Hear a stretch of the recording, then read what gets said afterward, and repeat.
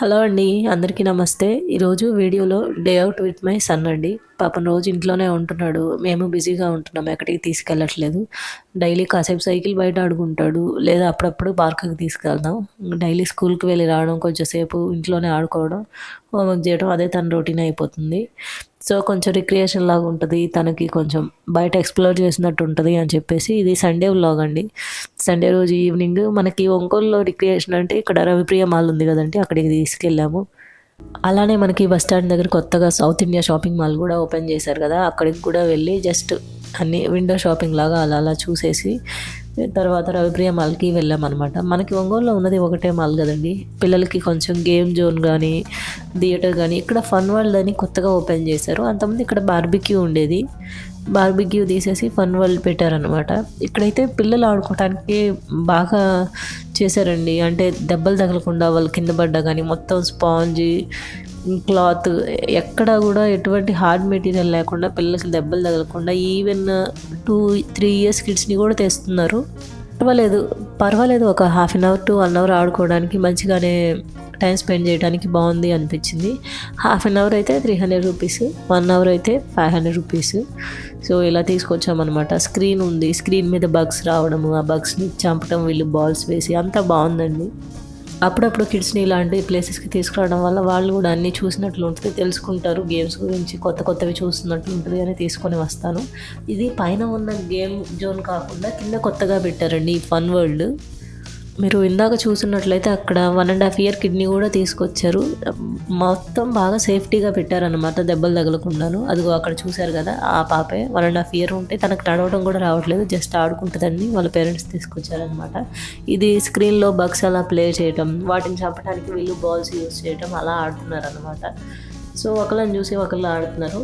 మేము అయాన్ని తీసుకురావడం ఇది సెకండ్ టైమ్ అనమాట. ఎర్త్ వార్మ్స్ అని, జంగిల్ వరల్డ్ అని, వెనక బాక్సింగ్ ఉంది. అలానే రోల్ అవ్వటము, వీళ్ళు స్లాంట్ అవ్వటానికి అన్ని రకాలుగా పెట్టారు. అండ్ పైకి ఎక్కుతారు కదా మామూలుగా హాంటింగ్ అని అండ్ టెర్కింగ్ ఇలాంటివన్నీ చాలా పెట్టారు. జంపింగ్‌కి చాలా ఉన్నాయన్నమాట.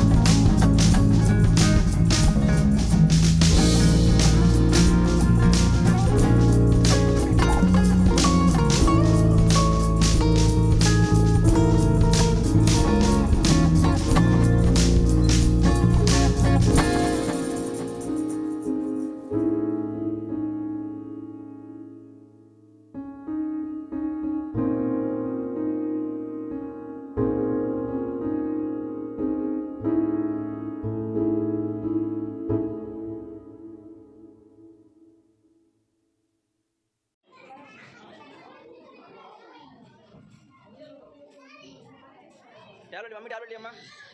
మమ్మీ టాబ్లెట్స్ ఇవ్వ మమ్మీకి.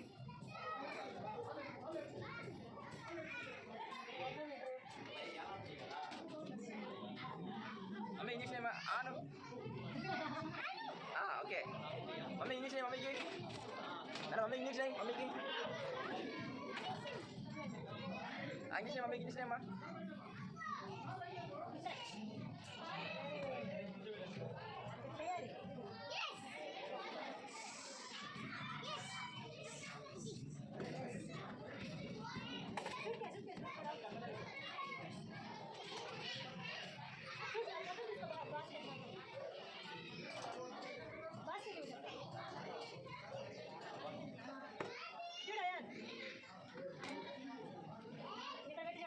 చూడు ఫేవరెట్ ఎంత ఉంది? 100 ఎంత? 100 ఎంత? ఓకే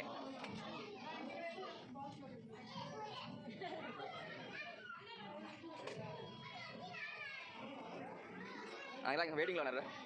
మేము వీకెండ్ డేస్లో వెళ్ళాం కాబట్టి వెయిటింగ్ కూడా ఎక్కువగానే ఉందండి. అండ్ జనాలు కూడా చాలా ఎక్కువగానే ఉన్నారు. వీక్ డేస్లో అయితే తక్కువ ఉండొచ్చు. ఇక్కడ పిల్లలు ఎక్స్ప్లోర్ చేయడానికి మినీ హాస్పిటల్ లాగా మొత్తం హాస్పిటల్ ఎక్విప్మెంట్ అంతా కొంచెం పెట్టారనమాట. సెతస్కోప్, బీబీ ఇలా చూడాలి, షుగర్ ఇలా చూడాలి, ఇంజెక్షన్స్ అని చెప్పేసి చిన్న చిన్న ట్యాబ్లెట్స్ అండ్ నార్మల్గా వీళ్ళకి స్కూల్లో ఆడుకునేవి ఉంటాయి కదా, అవి కూడా ఇక్కడ ఉన్నాయి. అండ్ చూసారు కదా, ఎక్కడ కూడా పిల్లలకి దెబ్బలు తగులుతాయేమని మనం భయపడాల్సిన అవసరం అయితే లేదు. నాకైతే బాగా నచ్చిందండి. కొంచెం కిడ్స్ ఎప్పుడు ఇంట్లో ఒంటరిగా ఉండే వాళ్ళకి కొంచెం రిక్రియేషన్ లాగా అనిపించింది. అట్లీస్ట్ మంత్లీ వన్స్ అయినా తీసుకెళ్ళకపోతే అస్సలు ఊరుకోడండి. ఫన్ వరల్డ్ ప్రతిసారి మేము తీసుకెళ్ళాం, కానీ బయట ట్రైన్ కానీ అక్కడ కారు కూడా ఉంది కదా, అదే బొమ్మ కార్లు ఉంటాయి కదా, అవి రౌండ్కి 50 రూపీస్ 100 రూపీస్ అలా ఛార్జ్ చేస్తారు. అవి కానీ ఏదో ఒకటి ఎక్కాల్సిందే, నన్ను తిప్పాల్సిందే అని గొడవ చేస్తారు. ఇక్కడ లిటిల్ బిట్ ఇలా జంప్ చేసేదానికి బంగీ జంప్ అంటారు కదా, అది. అండ్ మనకి ఇక్కడ బటర్ఫ్లై ఏరియా మనకు తెలిసిందేగా, అందరూ ఫొటోస్ దిగుతారు. ఇది మనకు బాగా పాపులర్ మనకి రవిప్రియ మాల్లో. అండ్ ఈ ట్రైన్ ప్రతిసారి ఎక్కుతాడు, అయినా కానీ ప్రతిసారి అడుగుతాడండి. ఈ ట్రైన్ మొన్నటిదాకా రిపేర్లో ఉంది, ఆల్మోస్ట్ 2-3 months దాకా లేదు. ఇప్పుడు మళ్ళీ వచ్చేసింది ఆ ట్రైన్. ఇలాంటి ప్లేసెస్లోకి వచ్చినప్పుడు అవి ఇవి తినాలనిపిస్తుంది అని చెప్పేసి నేను ముందుగానే అందరం తినేసి బయలుదేరుతామన్నమాట.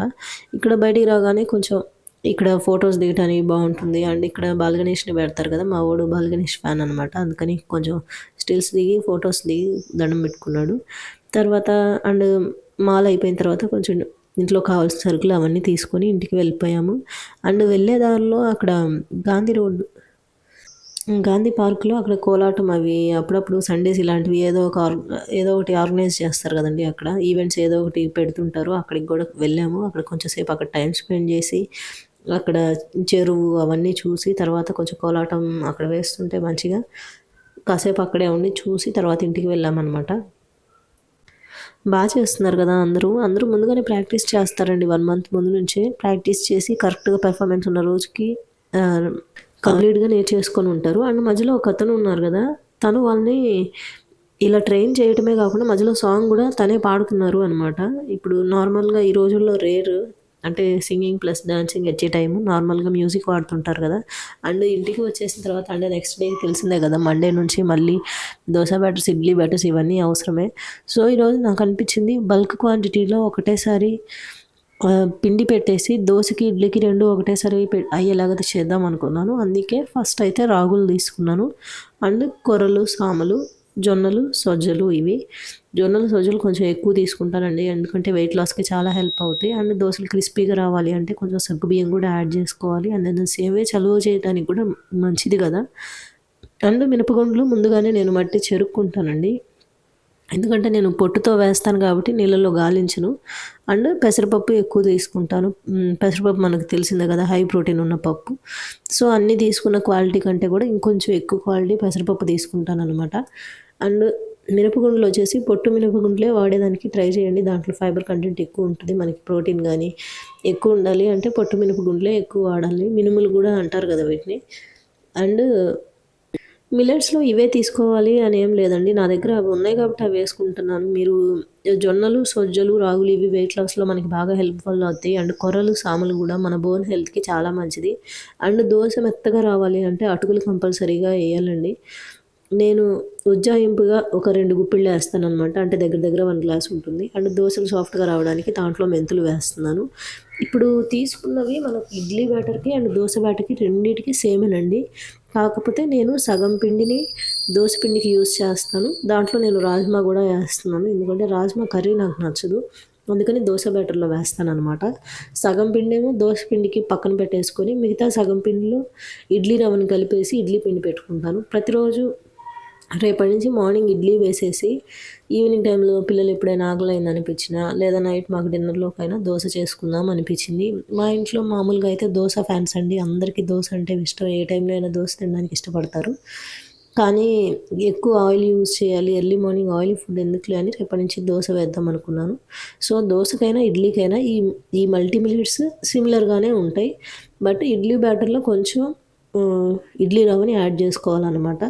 1, 2 సార్లు వాష్ చేసుకోండి. మనం ఫస్ట్ టైము జొన్నలు, సజ్జల్లో కొంచెం పుల్లలు అలాంటివి వస్తుంటాయి. సో, ఫస్ట్ టైం వాష్ చేసుకునేటప్పుడు కొంచెం పైన వచ్చిన పుల్లలు అవన్నీ తీసేసుకోవటం బెటరు. ఇది ఇడ్లీ రవ్వకి యాడ్ చేస్తున్నాను. ఇడ్లీ రవ్వ ఆ రోజు నా దగ్గర కొంచెమే ఉంది. అండ్ ఆ ఇడ్లీ రవ్వతో పాటు మరీ కొంచెమే ఉంది సరిపోదు కదా! అందుకని నా దగ్గర గోధుమ రవ్వ ఉందనమాట. గోధుమ రవ్వ కూడా బాగా సన్నటి గోధుమ రవ్వ అండి. అందుకే దాన్ని ఇడ్లీ రవ్వతో పాటు ఆ గోధుమ రవ్వని యాడ్ చేసుకుంటున్నాను. మనం ఒక్కొక్కసారి జొన్న రవ్వ, రాగి రవ్వ, సొజ్జ రవ్వ అవి కూడా దొరుకుతున్నాయి ఇప్పుడు స్టోర్స్‌లో. రత్నదీప్‌లో అయితే అన్నీ ఉన్నాయండి.